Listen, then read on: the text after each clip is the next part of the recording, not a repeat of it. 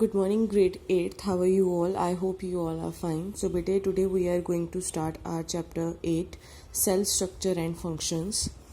ये second term का chapter है बेटे, ठीक है. यहाँ से आपका सेकेंड टर्म स्टार्ट है. तो कल जो लाइव लेक्चर था उसमें भी मैंने समझाया है, तो एक रिवीजन है जो बच्चों के लाइव लेक्चर अटेंड नहीं हुए थे, ठीक है. So there are million of things around us in this world. हमारे आसपास बहुत सारी चीज़ें होती हैं. Some of them are living and some are non-living. Plants, insect, frog, human being, etc. are living things, while sand, soil, air, water, chair, etc. are non-living things. So living things exist along with non-living things on the earth. ठीक है कि जो living things हैं वो भी non living things के साथ ही exist करेंगी अर्थ पे. Living things carry out certain basic function like respiration, digestion, excretion, reproduction, movement and growth. जो लिविंग ऑर्गेनिज्म होते हैं, लिविंग थिंग्स होती हैं, वो ये सारे फंक्शन परफॉर्म करती हैं. रेस्पिरेशन भी होता है, सांस भी लेती हैं, डाइजेस्ट भी करती हैं फूड को, एक्सक्रीट भी करती हैं, रिप्रोडक्शन भी होता है, मूवमेंट भी एंड ग्रोथ भी. दो नॉन लिविंग थिंग्स में परफॉर्म वन और more of these processes, but it is only a living thing that perform all above the function. But उसमें से सिर्फ ये लिविंग थिंग ही ऐसा है जो फंक्शंस को परफॉर्म करता है. Clear? All animal and plants are living. सारे के सारे जो एनिमल्स हैं और प्लांट्स हैं वो लिविंग हैं. All these organism look different from one another. ये सारे एक दूसरे से डिफरेंट नज़र आते हैं. However, all of them are made up of microscopic unit called cell. ये सारे के सारे जो हैं वो माइक्रोस्कोपिक यूनिट से बने होते हैं जिन्हें हम क्या बोलेंगे? Sales. Clear? So in this chapter we will study the cell, its part and the function of various part of the cell. हम सेल के बारे में पढ़ेंगे, सेल के पार्ट्स और उसके वेरियस फंक्शन के बारे में पढ़ेंगे. Okay. So next topic is discovery and history of the cell. कि सेल का टॉपिक, इसको किसने डिस्कवर किया, इसकी क्या हिस्ट्री है, ठीक है, ये सारा पढ़ेंगे. सो an English scientist, Robert Hooke, discovered the cell in 1665. He observed slices of cork under his self-designed crude microscope. Clear? जो सेल है वो रॉबर्ट हुक ने डिस्कवर किया था 1665 में. उसने कैसे डिस्कवर किया कि उसने कॉर्क की, बेटे वो जो बॉटल के पीछे जो लकड़ी का कैप लगा होता है ना, उसको बंद करने के लिए उसे हम कॉर्क बोलेंगे. या फिर जो शटल है, शटल के पीछे वो रबड़ का ऐसे गोल सा बना होता है, उसको भी हम कॉर्क बोल सकते हैं. क्लियर? तो उसकी एक लेयर लेके उसने एक माइक्रोस्कोप के नीचे रखा, तो वो सेल्फ डिज़ाइन, वो इस तरह से जैसे हनी बी का छत्ता होता है ना, मधुमक्खी का छत्ता, वैसा एक स्ट्रक्चर नज़र आया. सो कॉक is a part of a bark of a tree. तो ये जो कॉक है वो एक ट्री की बार्क, मतलब जो ट्री है उसका एक पार्ट होता है. ट्री में से निकाला जाता है या उससे बनाया जाता है, जड़ में से. He took thin slices of a cork and observed them under a microscope. तो उसने कॉक की छोटी छोटी पतली पतली स्लाइसेस ली और उसको माइक्रोस्कोप के नीचे रखा. तो उसने क्या पाया? He noticed a large number of compartment in the cork slice resembling the structure of honeycomb. तो उसने क्या किया? छोटे छोटे स्ट्रक्चर्स उसने देखा कि माइक्रोस्कोप के नीचे जो छोटे छोटे स्ट्रक्चर्स है, कंपार्टमेंट है, ठीक है, और वो किस तरह से नज़र आ रहे थे? हनीकॉम्ब के जैसे. जैसे हनी बी का छत्ता होता है, मधुमक्खी का छत्ता, वैसे ये देखो वैसे ही नज़र आ रहा है ये. Clear? So Robert Hooke coined the term cell. तो रॉबर्ट हुक ने इसको एक नाम दिया जिसका नाम था सेल, ठीक है, for each box. Robert Hooke had actually seen the dead wall of the plant cells. These cells had lost their living content and looked like little rooms. ये जो स्ट्रक्चर्स है ये इनको सेल का नाम दिया क्योंकि ये जो सेल है इनके अंदर ही लिविंग जो ऑर्गेनिज्म है वो रहते हैं और ये सेल वॉल्स में कवर रहते हैं, तो वो रूम्स की तरह था, इसलिए उसका नाम उसको सेल दे दिया. However, even 150 years of Robert Hooke discovery, very little was known about the cell until improved microscope with a very high magnification and resolution were made. 150 साल के बाद भी हुक ने जो डिस्कवरी की है सेल के ऊपर, वो भी कईयों को पता है. जब भी वो अभी हाई मैग्निफिकेशन और माइक्रोस्कोप जो हाई पावर के आ गए हैं, अभी तक इसके ऊपर रिसर्च जो है वो चल रही है. Clear? Next topic is instrument for studying cell. Cells are microscopic in structure and cannot be seen by the naked eye. Cell जो है वो माइक्रोस्कोपिक स्ट्रक्चर बहुत छोटे होते हैं जिसको हम अपनी नॉर्मल आंखों से नहीं देख सकते. Today we know a lot about structure and function of the cell because improved microscope having high magnification. Clear? तो आज हम माइक्रोस्कोप के बारे में पढ़ेंगे जिनकी जो मैग्निफिकेशन है काफ़ी इम्प्रूव हुई है. Clear? Compound microscope is commonly used in the science laboratories to observe tiny object. Compound microscope जो है वो एक नॉर्मल माइक्रोस्कोप है जो लेबोरेटरी में यूज़ किया जाता है छोटी छोटी चीज़ों को देखने के लिए।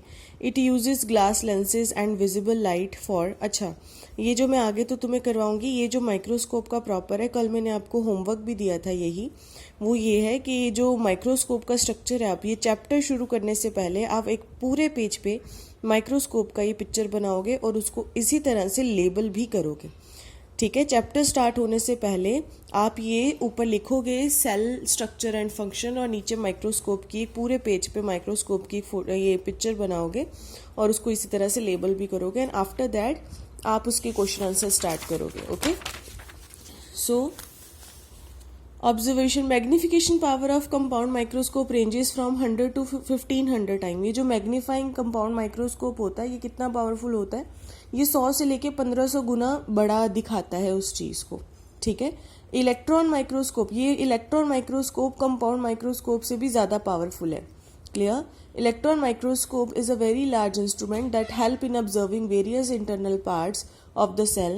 It uses electromagnet instead of glass lenses. बेटे ये जो कंपाउंड माइक्रोस्कोप में ग्लास लेंसेज यूज़ करते हैं, बट इसके अंदर ग्लास लेंस नहीं यूज़ करते, इसके अंदर क्या करते हैं, इलेक्ट्रोमैग्नेट यूज़ करते हैं। इलेक्ट्रोमैग्नेट क्या करता है, वो जो बीम, इलेक्ट्रॉन की बीम ऑफ लाइट उसको देते हैं। ठीक है, the highly magnified image is obtained on photographic film or screen. Magnification power of electron microscope is 1 lakh to 5 lakh times. Clear? तो मैग्निफिकेशन पावर अब इसकी इलेक्ट्रॉन माइक्रोस्कोप की कितनी होती है, 1 लाख से लेके 5 लाख बड़ा दिखाता है उसको। मतलब ये कंपाउंड माइक्रोस्कोप से बहुत ज़्यादा बड़ा है। ये पिक्चर नहीं बनानी है आपको कॉपी पे, ये सिर्फ आपको समझाने के लिए बुक में ही रहेगी। जो कॉपी पे आपको बनाना है वो यही वाली पिक्चर बनाओगे आप। Okay, so next is staining. Staining का मतलब होता है बेटे, जब हमारे पास प्रॉपर कोई चीज़ अगर ट्रांसपेरेंट है तो वो हमें दिखाई नहीं दे रही, तो हम उसमें थोड़ा सा कलर डाल देते हैं ताकि वो हमें विजिबल हो जाए। ठीक है, तो जो कलर हम उसमें डालते हैं उसको हम बोलेंगे stains. Clear? Cells are transparent and colorless, so they are difficult to observe under a microscope. To observe the detail of the cell and its internal structure, stains are used. Some commonly used stains are saffronin, eosin, methylene blue and crystal violet. आपने देखा होगा जब कभी भी blood के जब हम बोलते हैं ना कि उसके सेल कम हो गए हैं, वो ब्लड प्लेटलेट्स जब भी चेक करते हैं तो उसके अंदर कुछ सेफ्रोनिन या फिर कुछ ऐसी चीज़ डाल देते हैं जिसके कारण वो थोड़ा विजिबल हो जाए और माइक्रोस्कोप के नीचे रखते हैं और फिर वो पता लगा सकते हैं कि हमारा ब्लड ग्रुप कौन सा है, हमारे अंदर कितने सेल प्रेजेंट हैं, हमारे अंदर कितना % HB है। ठीक है, तो ये सारी स्टेन्स के नाम हैं, safranin, eosin, methylene blue and crystal violet, जो कि हेल्प करते हैं सेल को आइडेंटिफाई करने में। Clear? And next topic is unicellular and multicellular organism. ये नेम से ही क्लियर है बेटे। यूनिसेलुलर मीन्स जो एक सेल से बनते हैं, मल्टीसेलुलर मीन्स जो एक से ज़्यादा सेल से बनते हैं, उन ऑर्गेनिज्म को यूनिसेलुलर और मल्टीसेलुलर कहते हैं। Clear? Organism are made up of one or many cell. Organism जो है वो एक या एक से ज़्यादा भी बनते हैं, सेल से बनाए जाते हैं। Organism made up of single cell are called unicellular organism. जो ऑर्गेनिज्म सिंगल सेल से बनते हैं उनको हम क्या बोलेंगे, सिंगल सेल ऑर्गेनिज्म। और यहाँ से हम क्या बोलेंगे, यूनिसेलुलर ऑर्गेनिज्म। इसकी एग्जांपल है amoeba, paramecium, euglena, bacteria, yeast are few example of unicellular organism. Clear? And a single cell of these organism behave like a complete organism. ये जो सिंगल सेल ऑर्गेनिज्म होते हैं ये फिर भी अपने आप में पूरे कंप्लीट होते हैं क्योंकि ये सारे फंक्शन परफॉर्म करते हैं।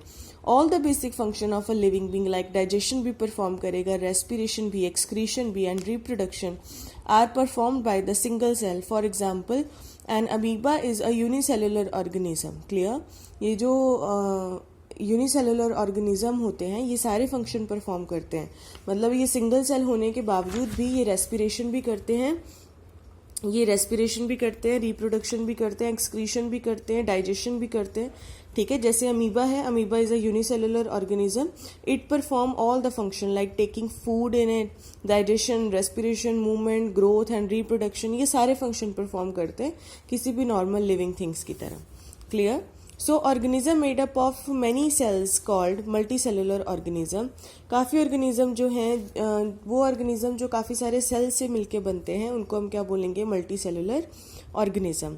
Most of the plant and animal that we see around us are multicellular organism. हमारे आसपास जितने भी प्लांट्स हैं, एनिमल्स हैं, वो सारे के सारे क्या हैं, मल्टी सेलुलर ऑर्गेनिज्म हैं. For example trees, grasses, insect, cow, bird and human are a few example of multicellular organism.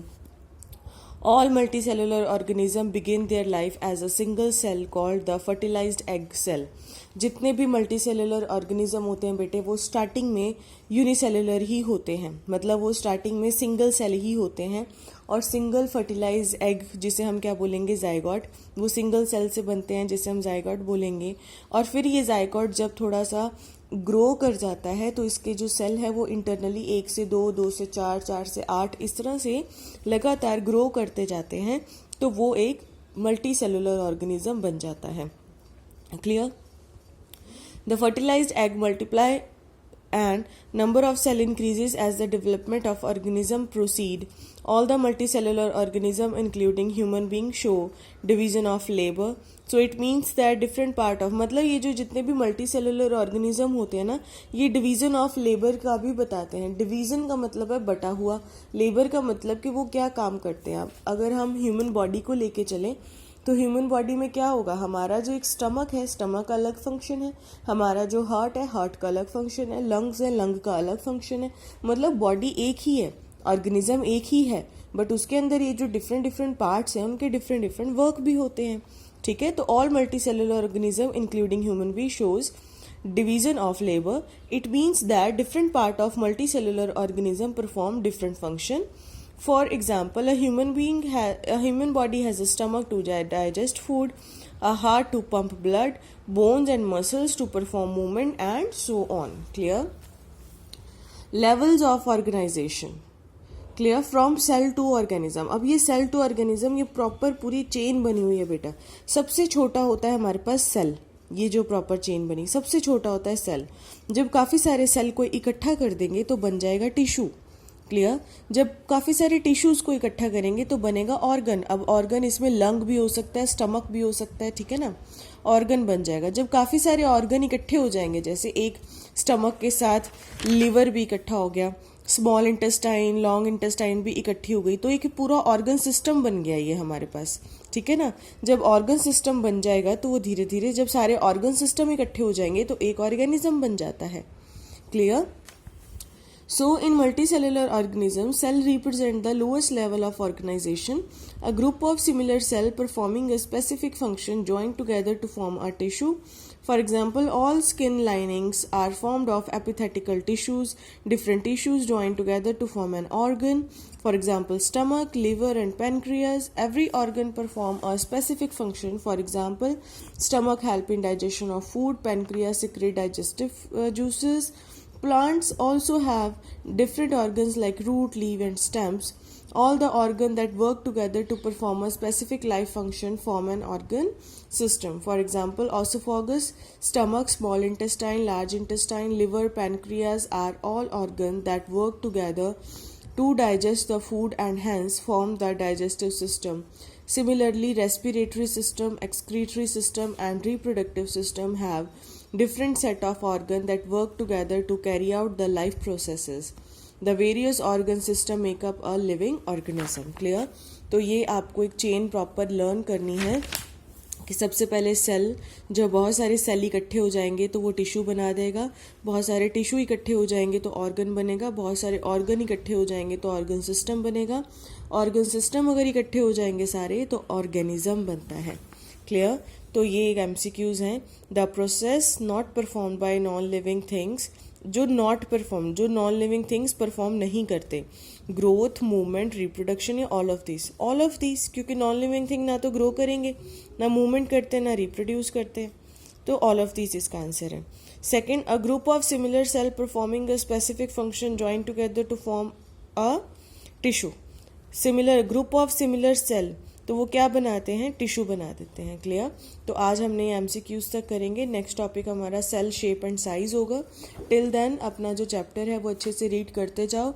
अगर किसी चीज़ में कोई प्रॉब्लम आती है then please do send a voice message on my number. Okay, thank you.